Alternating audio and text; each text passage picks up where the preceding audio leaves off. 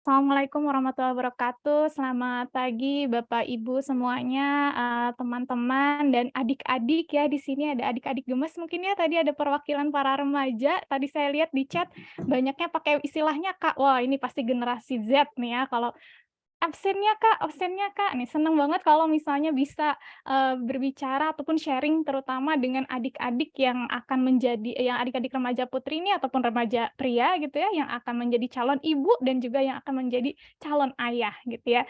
Nah hari ini, mungkin saya akan sharing atau berbagi dengan, Bapak Ibu, teman-teman dan juga, adik-adik mengenai cegah dan atasi stunting dengan protein hewani yang sesuai dengan tema Hari Gizi Nasional di tahun ini, di tahun 2003, yaitu isi piringku kini kaya protein hewani cegah stunting. Mungkin banyak yang bertanya-tanya kan ya, kenapa sih harus di-highlight protein hewaninya gitu ya? Emang apakah yang lain tidak penting gitu ya? Apakah artinya protein nabati kurang bagus gitu ya? Apa kurang ngehits ya? Nanti kita akan sama-sama bahas apa sih kelebihannya dari protein hewani ini dan kenapa dia, bisa berperan untuk mencegah stunting. Tapi sebelum ke situ, kita akan lihat terlebih dahulu, apa itu stunting ya. Mungkin kalau teman-teman yang di, tenaga kesehatan yang, bekerja di pelayanan kesehatan sudah sangat hafal dengan definisi stunting ini kalau misalnya ujian nilainya 100 gitu ya.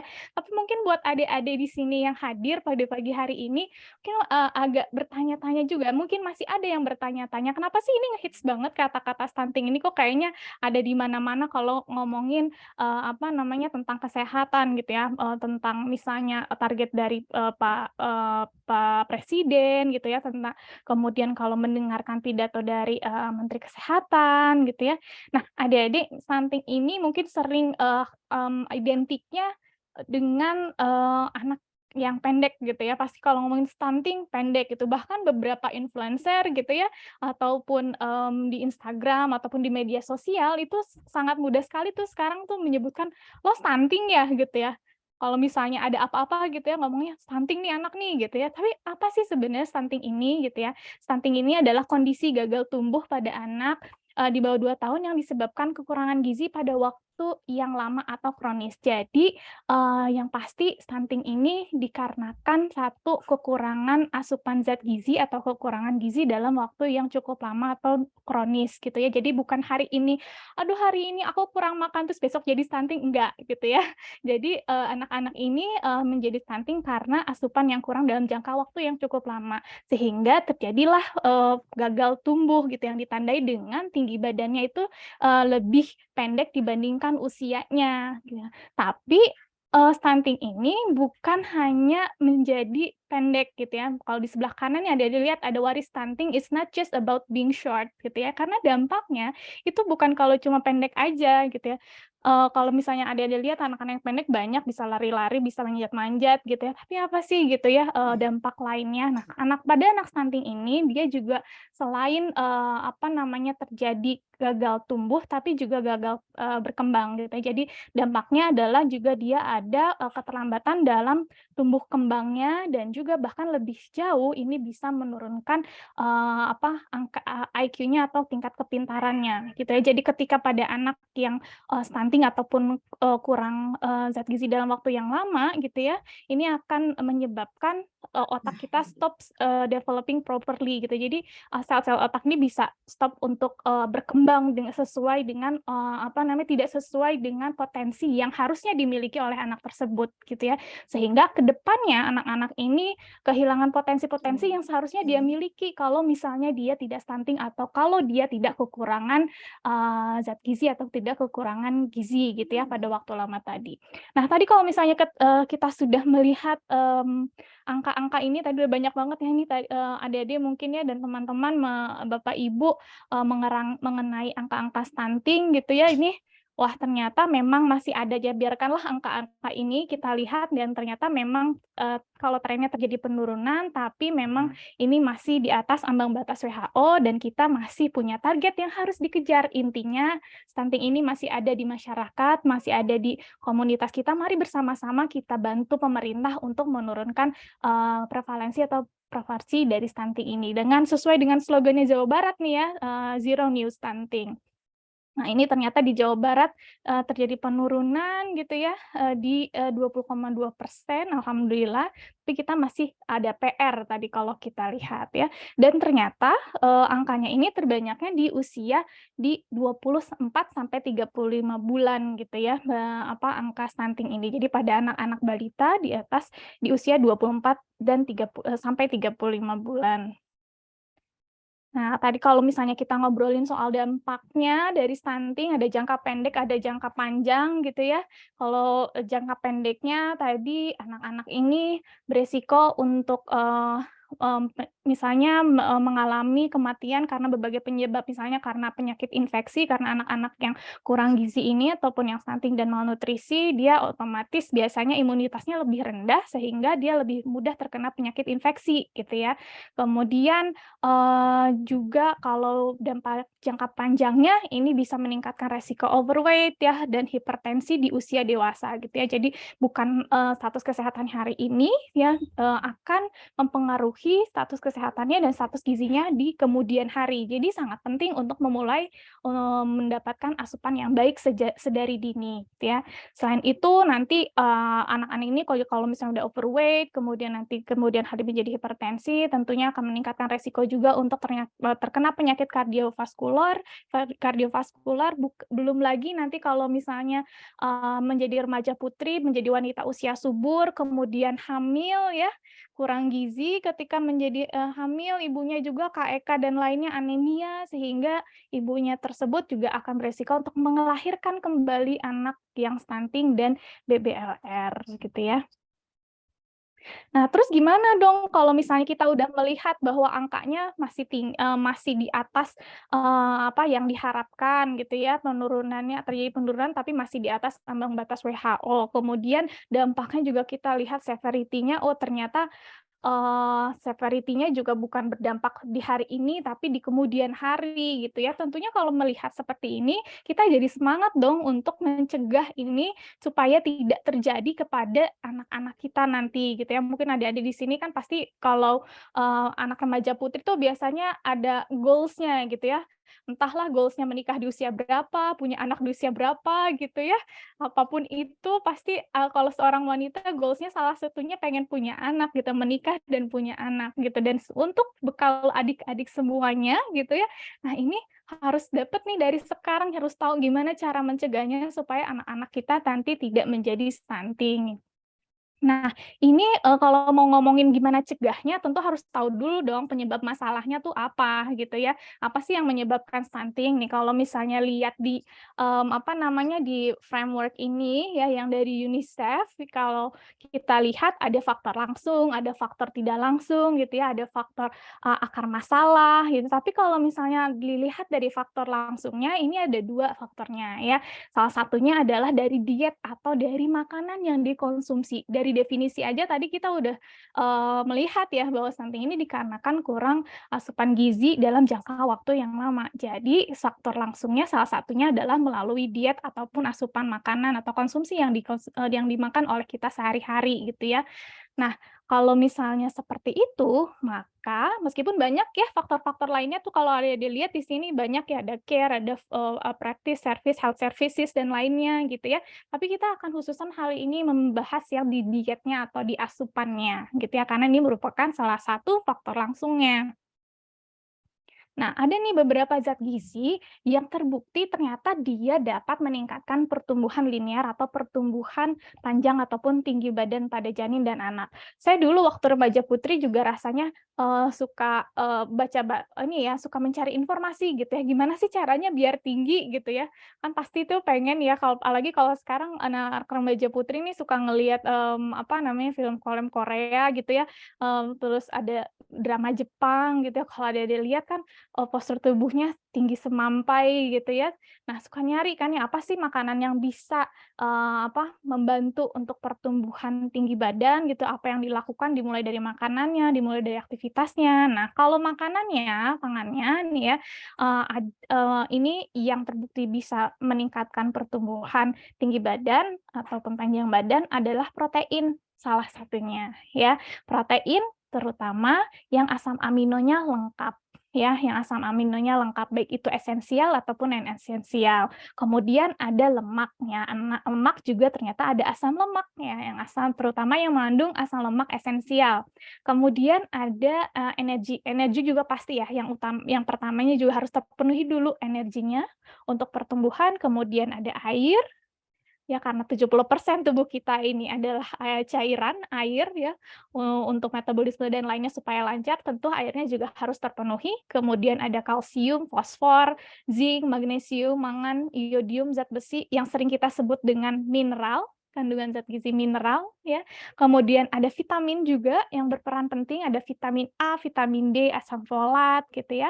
Dan ada juga mungkin pangan-pangan lain yang komponen komponen fungsionalnya, berfungsi untuk imunitas dan, mencegah inflamasi. Nah, hari ini kita akan bahas, secara khusus mengenai protein hewani, ya. Yang pertama ini nih, pangan yang mengandung protein.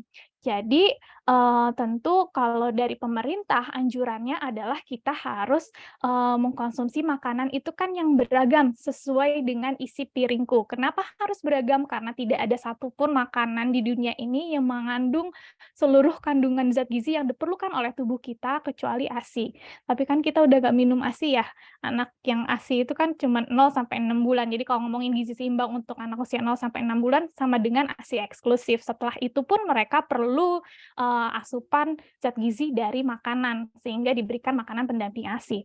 Nah, untuk kita-kita yang sudah dewasa, udah, anak remaja, kemudian, ibu-ibu gitu ya, ibu hamil, ibu menyusui, dan lainnya, ini anjurannya kita konsumsi makanan yang seimbang sesuai dengan isi piringku. Mungkin udah sering lihat gambar yang ada di sebelah kiri sini ya, di sebelah kiri sini, ini, panduannya nih dari pemerintah bahwa ketika kita makan itu, harus ada makanan pokoknya, kemudian ada, sayurannya, ada buah-buahannya, dan ada lauk pauknya. Nah, di sini, perannya sih, protein hewani ada di sini, jadi anjurannya adalah sepertiga dari setengah piring kita. Nah, di sini kalau dilihat memang ada proteinnya itu sumbernya ada 2, ada dari protein hewani dan juga ada dari protein nabati, ya. Nah, di sini kita akan mempromosikan untuk konsumsi protein hewaninya, ya, untuk mencegah stunting karena nanti kita lihat bahwa, ya, karena protein hewani ini mempunyai kadar protein yang tinggi dan dia merupakan salah satu sumber protein yang bermutu tinggi. Jadi kenapa bermutu tinggi? Karena kandungan asam aminonya. Jadi asam amino itu ada sekitar 20, wah berasa kayak ini ya deh ya, teman-teman di sini berasa kayak lagi ujian IPA gitu ya, kalau ngomongin asam amino esensial, non esensial gitu ya. Nah, di antaranya ada yang, esensial dan non esensial gitu asam amino ini. Nah, yang, asam amino, esensial ini diperlukan oleh tubuh kita dari makanan yang kita konsumsi karena tubuh kita tidak bisa, apa namanya, mensintesis, asam amino tersebut sehingga mau nggak mau kita harus dapat dari makanan. Nah, adanya di mana? Nah, ini ada dari protein hewani. Emang fungsinya apa asam amino ini? Nanti kita akan membahas lebih lanjut ya. Nah, kalau kita lihat sumber protein hewani apa aja gitu ya, ada telur, ada ikan, ada ayam gitu ya, ada daging, merah, ada udang dan lainnya ya. Itu silahkan, begitu macam, beragam gitu ya protein hewani yang ada, yang Allah sediakan untuk kita manusia di dunia ini, ya. Jadi kelebihannya ada di mana aja? Tadi kualitasnya, ya, kualitas mutu dari protein hewani. Kalau kita ngomongin kualitas protein hewani, ini sering didefinisikan dengan kemampuan protein untuk mendukung pertumbuhan, gitu ya. Jadi kalau misalnya ingin mendapatkan pertumbuhan yang optimal, ya, tentunya kita harus, memperhatikan, makanan yang kita konsumsi. Nah, salah satunya adalah protein. Nah, proteinnya yang bagus ya tentu yang harus bermutu dan berkualitas baik. Nah, ini salah satunya adalah yang ada di protein hewani. Apakah bagaimana dengan nabati? Tentu saja dia juga mengandung asam amino, tapi asam amino yang dimiliki oleh protein nabati tentunya, tidak selengkap asam amino yang ada di dalam protein hewani, gitu ya. Jadi kalau protein hewani, dia untuk asam amino, terutama asam amino esensialnya itu kaya. Kalau untuk di nabati, itu, ada yang kaya, ada yang rendah gitu ya. Jadi contoh, misalnya, tempe gitu ya, kedelai lisinnya tinggi, di nabati yang lain itu lisinnya rendah. Ya, jadi, tidak bisa didapatkan kalau misalnya hanya kita mengkonsumsi satu protein nabati saja, gitu. Jadi kita tidak bisa mendapatkan protein esensial tadi ya, yang dibutuhkan oleh tubuh kita kalau hanya mengkonsumsi satu jenis misalnya, apalagi hanya cuma satu jenis protein nabati, ya. Nah, apa sih faktor-faktor yang mempengaruhi kualitas protein? Ini ada pola dan banyaknya asam amino esensial, dan jumlah proporsi ya asam amino esensial dan versus non esensialnya gitu ya. Jadi kalau di protein hewani ini asam amino esensialnya yang lebih tinggi. Kemudian tingkat daya cernanya juga ini salah satu faktor yang mempengaruhi kualitas mutu protein.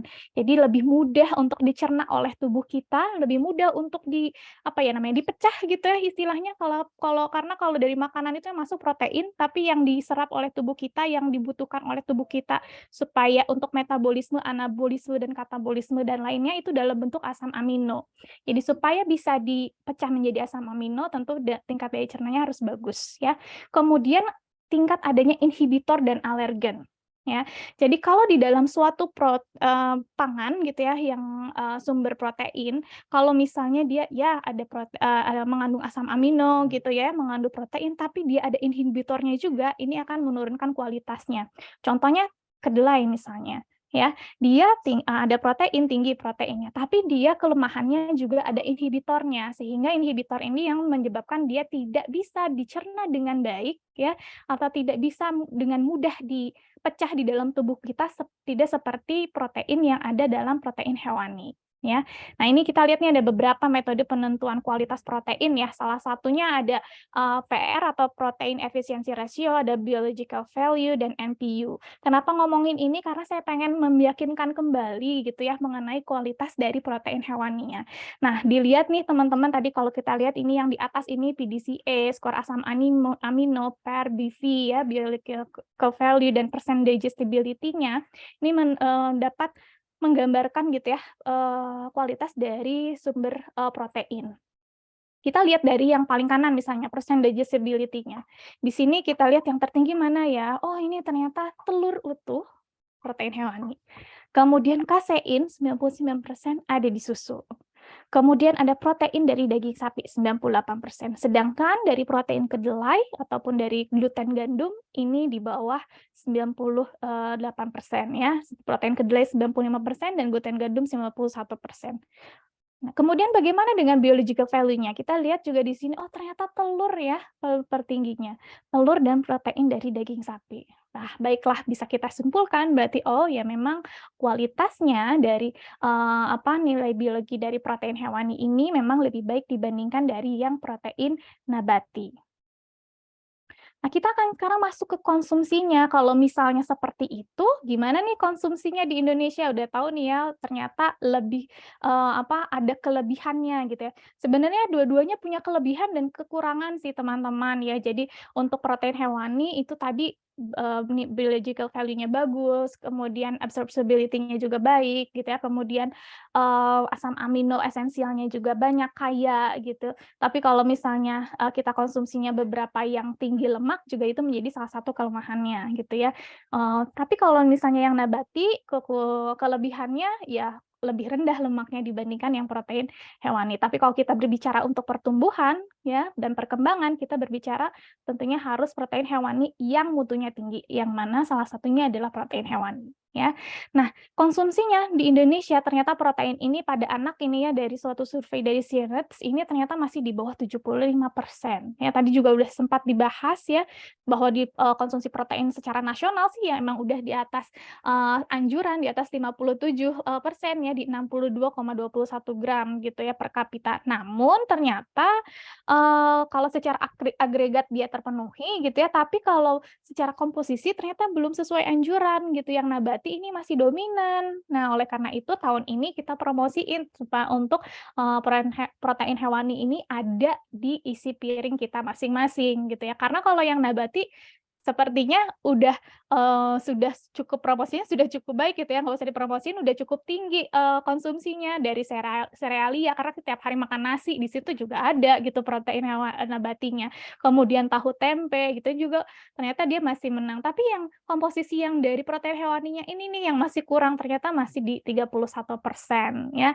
Nah, ini yang masih jadi PR kita semua, jadi bahwa konsumsi protein hewani seperti tadi yang diceritakan oleh Ibu Dokter Juanita masih di bawah 10 gram per hari gitu ya untuk, konsumsinya gram per kapitanya. Bahkan menurut FAO konsumsi telur, daging, susu, dan produk turunan di turunannya itu di Indonesia tuh masih termasuk yang terendah di dunia gitu ya, terutama susu. Kita tuh kayak bukan milk drinker gitu ya, makanya, padahal kalau kita lihat tadi kasein ya, kalsium ada di susu yang untuk pertumbuhan itu ada di sana, tapi memang, orang Indonesia tuh, bukan milk drinker gitu ya. Jadi ini yang masih menjadi PR kita bersama. Sedangkan tetangga kita misalnya contohnya di Malaysia, kalau misalnya teman-teman main ke sana itu anak-anaknya tuh kalau habis makan tuh minumnya susu susu susu gitu ya, sudah menjadi suatu kebiasaan dan itu bukan suatu yang wajib hanya dikonsumsi oleh anak balita, tapi orang remaja juga masih konsumsi, orang dewasa juga masih konsumsi, cuman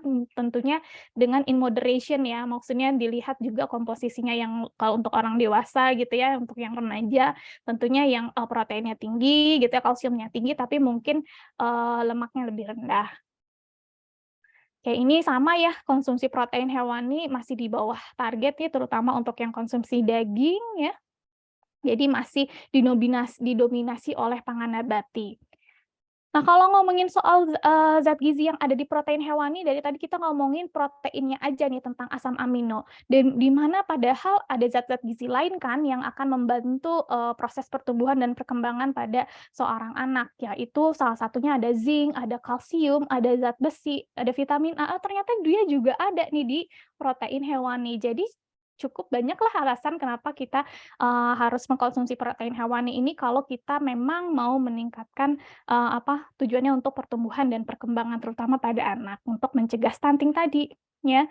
Nah, kalau manfaatnya protein ini ya bisa kita bilang kalau sering mungkin kalau belajar dulu di buku tematik ya, adik-adik di sekolah, di kurikulum pasti protein zat apa gitu ya, untuk pertumbuhan gitu ya. Nah, untuk pertumbuhan betul memang untuk pertumbuhan, untuk pemeliharaan, dan dia juga untuk pembentukan ikatan-ikatan esensial ya. Nanti kita lihat pembentukan apa nih maksudnya ya yang bisa melingkan atau, menjembatani ke, pertumbuhan linearnya. Untuk tubuh sendiri juga sebenarnya beyond of that banyak lagi, eee manfaat dari protein ini ya atau, fungsinya ya untuk mengatur keseimbangan cairan, dia juga membentuk antibodi, dia juga mengangkut zat gizi, menyimpan zat gizi sebagai cadangan, sebagai pembentuk hormon dan enzim ini juga penting banget ya. Nah, untuk, metabolismenya ini kayak mau ujian IPA nggak adik-adik? Jangan takut ya, ini nggak akan ditanya di kuis ya. Ini cuman buat ngeliatin aja bahwa kalau kita makan itu ada proses pencernaannya gitu ya. Jadi ini yang disebut kenapa harus protein yang masuk itu harus yang mudah dicerna gitu ya, karena, dia tuh nggak akan langsung masuk dan langsung dicerna gitu ya, enggak. Jadi dia harus, maksudnya nggak masuk terus langsung digunakan oleh tubuh kita, enggak. Jadi dia harus masuk, kemudian nanti di dalam, lambung tuh 10-20% mulai pencernaan protein, mulai dipecah. Tadi saya bilang kalau dalam makanan itu bentuknya protein, tapi yang dibutuhkan oleh tubuh kita yang akan dimetabolisme dan masuk ke sel-sel gitu ya, yang akan dimanfaatkan itu bentuknya asam amino yang bentuknya lebih kecil gitu. Jadi dia nanti dari lambung dia mulai dipecah-pecah gitu ya, dari oligopeptida, kemudian menjadi dipeptida, tripeptida, yang akhirnya nanti menjadi yang paling kecilnya nanti adalah asam amino. Nanti asam aminonya, dari lambung kemudian ke usus halus gitu ya, nanti,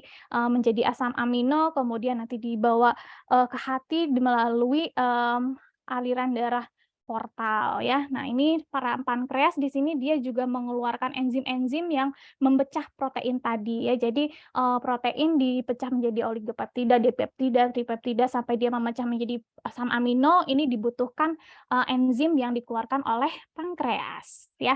Nah, secara garis besarnya jalur metabolismenya ya gini ya, bahan makanan yang kita makan dicerna ya, dipecah-pecah jadi asam amino, diabsorpsi ya, diserap oleh tubuh kita, ada juga yang masuk ke pool asam amino, kemudian diutilisasi oleh tubuh ya, dimanfaatkan entah di anabolisme ataupun di katabolisme.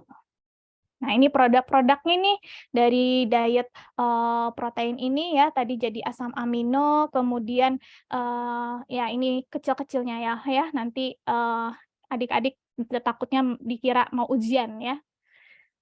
Nah, peran protein hewani dalam mencegah stunting tuh dari mana jadinya gitu ya. Tadi kalau adik-adik lihat di slide sebelumnya, peran protein hewani salah satunya fungsinya untuk, hormonal ya, untuk hormonal dan juga untuk membentuk antibodi yang akan berhubungan dengan imunitas. Jadi hormonal ini nanti dia melalui hormon, ada yang namanya IGF atau insulin growth factor, ya kalau misalnya insulin growth factor-nya ini rendah, maka pertumbuhan panjang badan dan tinggi badan anaknya juga akan terganggu. Nah, zat gizi apa sih yang mempengaruhi IGF ini, hormon ini ya? Salah satunya ada protein. Selain itu juga ada lemak, ada omega 3, ada kalsium, magnesium, zinc, vitamin B6 gitu ya, vitamin B6. Nah, ini yang protein sampai vitamin B6 ini adanya di mana? Di protein hewani, ya. Kemudian melalui jalur imunitas, ya. Kalau misalnya dia di imunitas, tadi fungsi dari protein salah satunya adalah untuk membentuk antibodi. Contohnya contohnya ada imunoglobulin G misalnya ya. Ini kalau anak-anak yang kurang gizi, terutama kalau protein hewannya kurang, ini tentu, otomatis imunitasnya, lebih rendah ya, sehingga anak rentan terkena infeksi. Kalau anak rentan terkena infeksi, dia tadi ya salah satu faktor yang menyebabkan stunting juga adalah selain dari asupan adalah adanya penyakit infeksi yang berulang. Jadi kalau itu bisa dicegah, tentunya stunting-nya juga bisa dicegah. Kemudian, untuk tulang ya, untuk tulang karena, kalau ngomongin pertumbuhan linear pasti kita mau nggak mau ngomongin soal tulang, ya kan, faktor protein hewani dalam pertumbuhan tulang. Protein hewani ini mempunyai pengaruh yang cukup tinggi untuk pertumbuhan tulang dan tinggi badan anak. Kenapa? Melalui apa? Karena salah satu fungsi atau, fungsi dari protein adalah dia untuk pembentukan komponen struktural. Komponen struktural salah satunya apa? Ya tulang, gitu ya.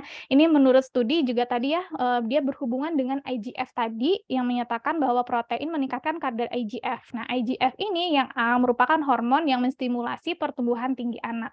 Selain itu, dia juga menstimulasi, ada yang namanya mTOR1 ya. mTOR1 ini adalah salah satu katalis protein, dia berperan untuk proses anabolik seperti pertumbuhan sel.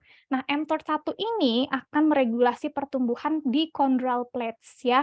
Nah, chondral plates ini ada di bagian tulang nih yang berfungsi untuk pertumbuhan tulang ya.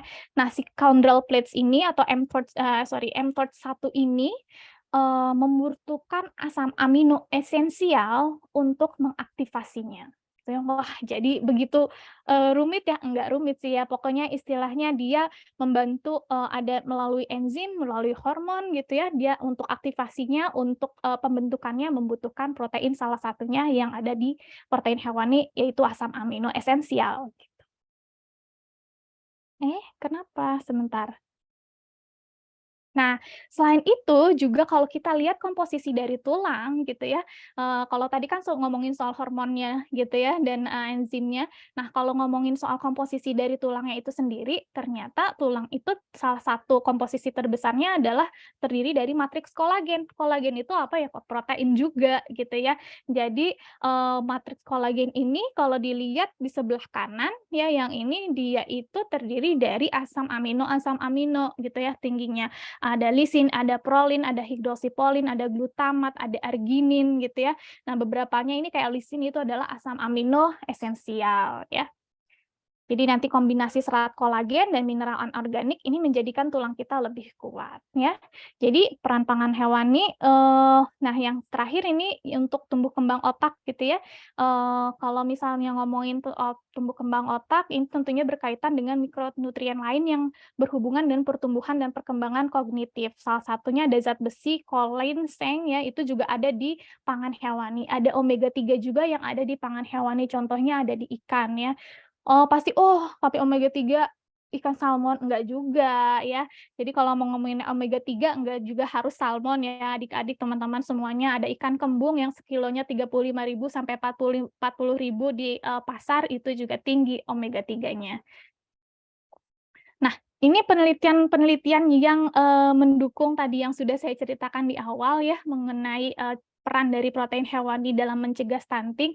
Ini contohnya ada konsumsi ikan pada ibu hamil nih ya, salah satu penelitian menunjukkan, tahun 2016 bahwa ibu hamil yang biasa konsumsi ikan lebih dari, sama dengan 3 kali per minggu, ternyata dia dapat mencegah bayi lahir stunting.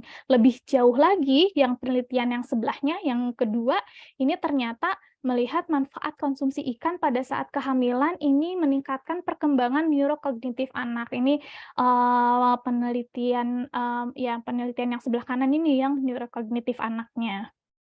Kemudian telur ya, tadi kalau kita lihat, tabel yang tadi tentang, value dari si telur ya kayaknya kok tinggi ya, absorpsinya tinggi, BV-nya juga tinggi, biological value-nya juga tinggi ya. Oh ternyata secara penelitian juga telur ini terbukti dapat meningkatkan, pertumbuhan linear ya dan menurunkan stunting sebesar 47% dan underweight sebesar 74%. Ini ada salah satu studi yang menunjukkan, yang diberikan telur ya pada anak usia 6 sampai 9 bulan, selama 6 bulan, oh ternyata dia dapat meningkatkan, pertumbuhan linear dari si anak ya. Kemudian ini untuk konsumsi beragam protein hewani. Jadi, konsumsi yang dianjurkan tentu, protein hewaninya juga harus beragam ya. "Oh saya mah udah makan dah Teh, Bu," gitu ya, protein hewani hari ini apa, ayam, siang ayam, malam ayam, besok ayam gitu ya. Nanti sampai seminggu ayam terus ya. Nah itu sebenarnya kalau kita bisa, padu padankan gitu ya, makan konsumsi protein hewani yang, lebih dari satu jenis ya, yang beragam, yang lebih dari satu jenis, ternyata dia lebih menguntungkan. Jadi asupan protein hewani ini, yang beragam bisa lebih, menguntungkan dibandingkan kalau cuman satu macam aja. Ini ya kita lihat nih di sini. Jadi kalau 3 macam ini lebih bagus nih dibandingkan cuma satu macam ya. Jadi asupan protein hewani ini salah satu penelitian menunjukkan, dia itu dikaitkan dengan penurunan 2,3 poin persentase pada tingkat, stunting ya. Jadi consuming multiple, protein hewani ini lebih menguntungkan, more advantageous than any single, animal source food, gitu ya. Jadi lebih menguntungkan lah istilahnya. Jadi kalau misalnya lebih beragam itu lebih menguntungkan dan lebih baik. Oke, jadi kita kesimpulannya ya tentu dari tadi kita ngomongin soal pangan hewani, harusnya kita mulai sepakat nih kalau, pangan hewani ini ternyata mempunyai banyak, kelebihan dan menjadi berperan penting untuk pemenuhan gizi dan pertumbuhan dan perkembangan anak ya dalam pencegahan stunting. Dan tentunya konsumsi pangan hewani ini harus dipenuhi untuk semua golongan usia ya dalam alur kehidupan. Jadi jangan mentang-mentang udah remaja, biasanya yang minum susu cuman anak balita, yang perlu diprotein itu cuman anak balita. Ternyata protein hewani ini juga tetap dibutuhkan oleh, semua, dalam usia dalam daur kehidupan, baik itu remaja ataupun dewasa gitu, tapi tentu kebutuhannya berbeda-beda. Tapi yang paling terutama pada remaja, ibu hamil, ibu menyusui, dan anak-anak ya. Konsumsi pangan hewani yang beragam ini lebih bermanfaat untuk pertumbuhan anak dibandingkan hanya mengkonsumsi satu jenis saja pangan hewani. Jangan lupa untuk meningkatkan konsumsi protein hewani kita untuk mencegah stunting, dan jadi pastikan protein hewani ada dalam isi piringku dan piringmu hari ini, hari esok, dan seterusnya. Terima kasih banyak, saya kembalikan kepada Bu Wiwit.